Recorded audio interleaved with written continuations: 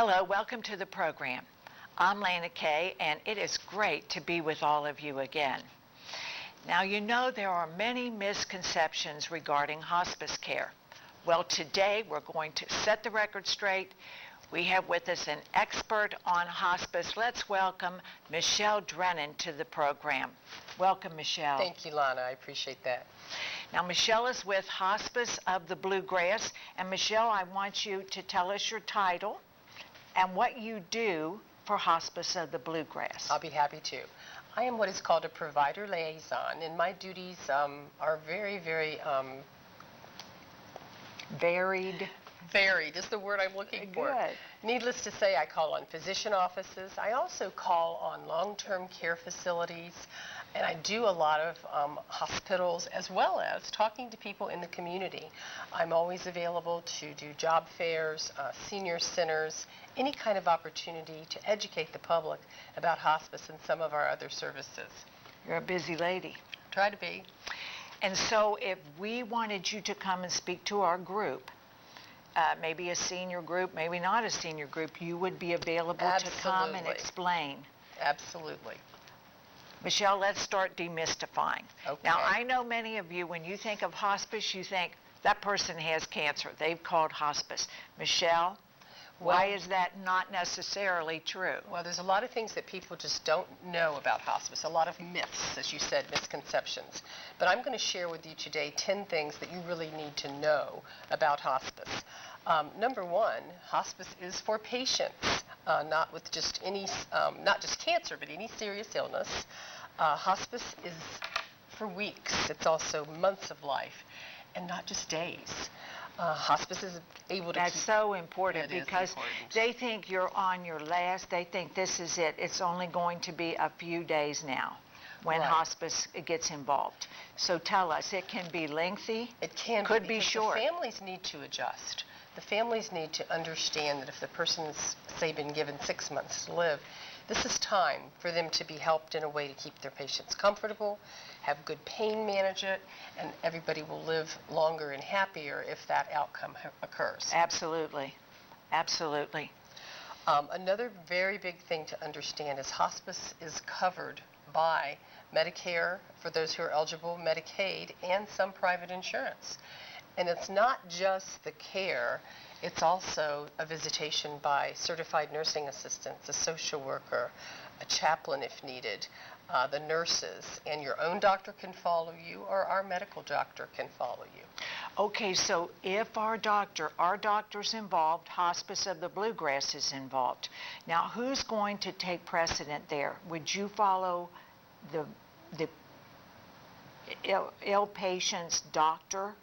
There's a couple of things that happen. Some doctors will keep following their own patients. Others, if the person is at a long-term care facility, they may have a medical director there that looks in on the patient. That kind of takes over. Exactly. But then some folks, doctors perhaps, don't want to follow the patient anymore because the patient will not be coming to see them anymore. Right. So they allow our medical director to follow those patients. Okay. Wonderful. Wonderful information. What we got next, Michelle? Well, hospice is also able to provide medications, supplies, and equipment. Perhaps the biggest thing that people don't realize is hospice comes with an actual hospital bed. If you need oxygen, that is supplied. If you need to have individual medicines that are pain medications, those are actually covered. You typically go off of any other medication that you're on because this is to make you comfortable, if you will. Right. So there's lots of things that are included in that hospice benefit.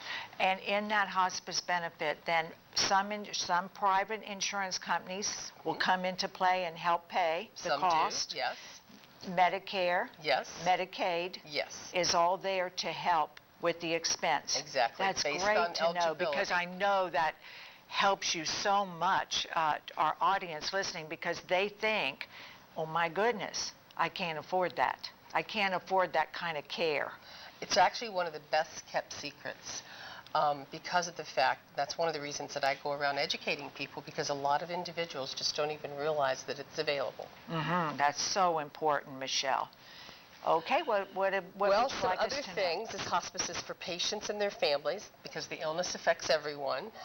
It's So tell us about that. So how could you help me? I have a sick relative.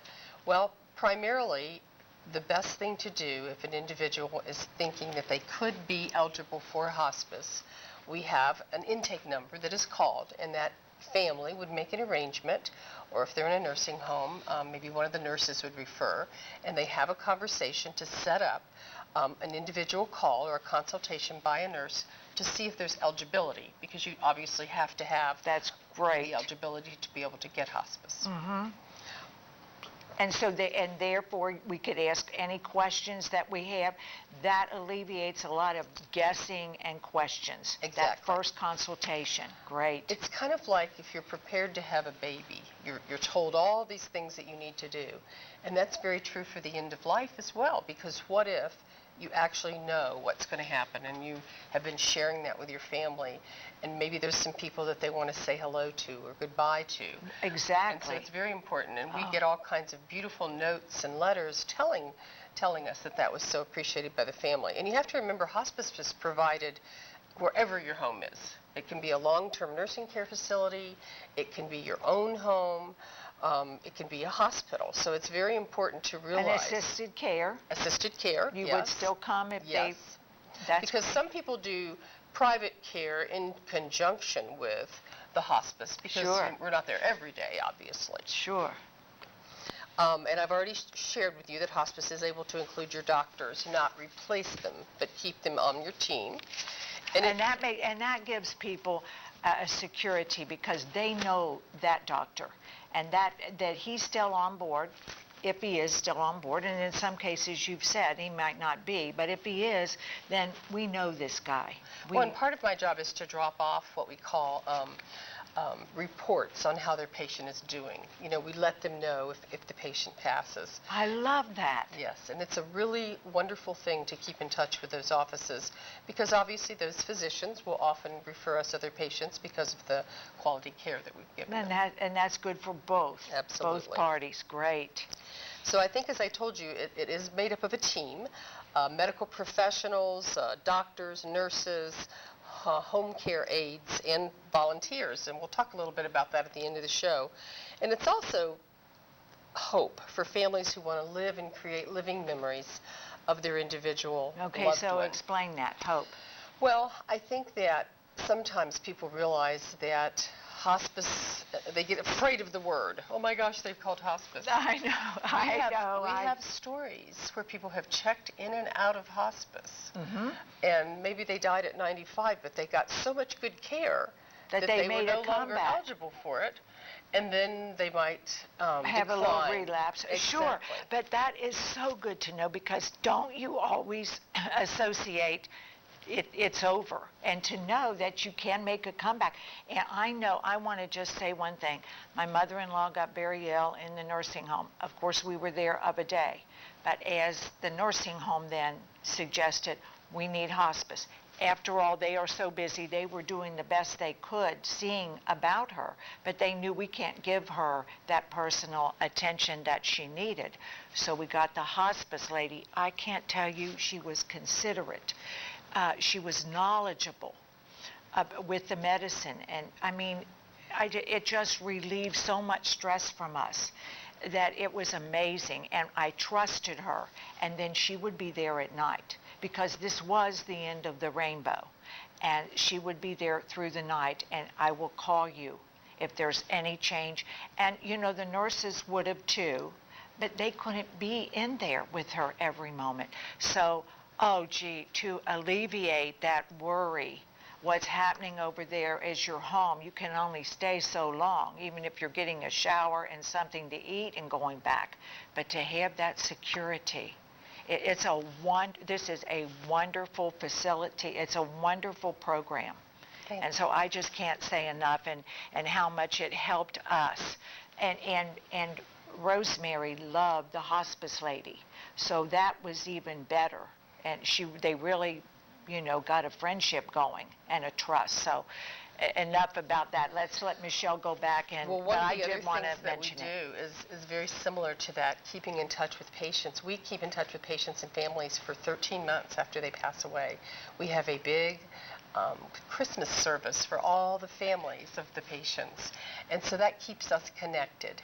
And it's very important because when you're with somebody in those final hours, you're very special to You your have made family. a Absolutely. very special connection. You have.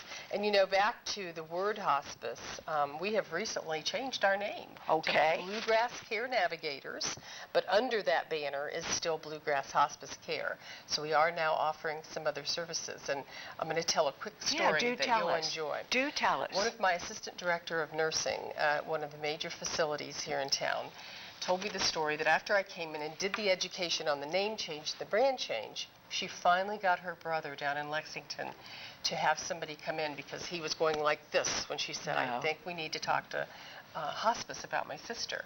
So she went home that night and she said, I really think I'd like to have you talk to a company called Bluegrass Care Navigators. And so then we came into the home and talked with her. And once he was explained to all the wonderful services that hospice provided and educated, that he completely changed his mind. So that's one of the reasons that we changed our name. And I do think that it is because we do need to get away from hospice. There is too much connected with, oh my goodness, now, the Navigators is so much better because that means you're going to navigate us through this illness, and whatever happens is going to happen, but it's not hospice.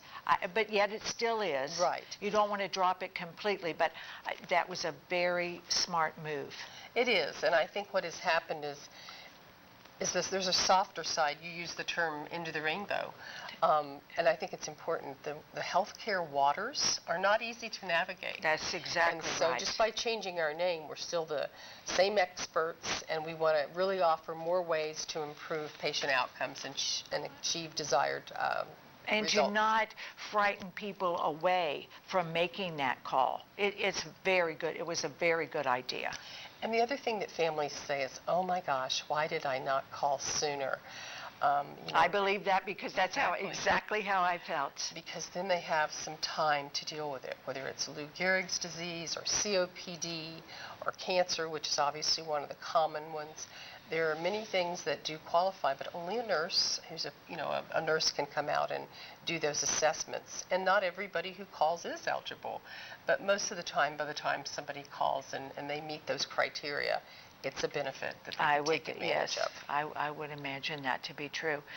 Michelle, have we covered our basic misconceptions? I think we have. I believe that as we continue to educate people about this Medicare benefit, there are those that will say, oh my gosh, had I only known, I wouldn't have run up an $80,000 hospital bill. I would have had my person at home, because most of us, that's where we want to be, wherever our home is. That is so good. So That is so really, great really to know.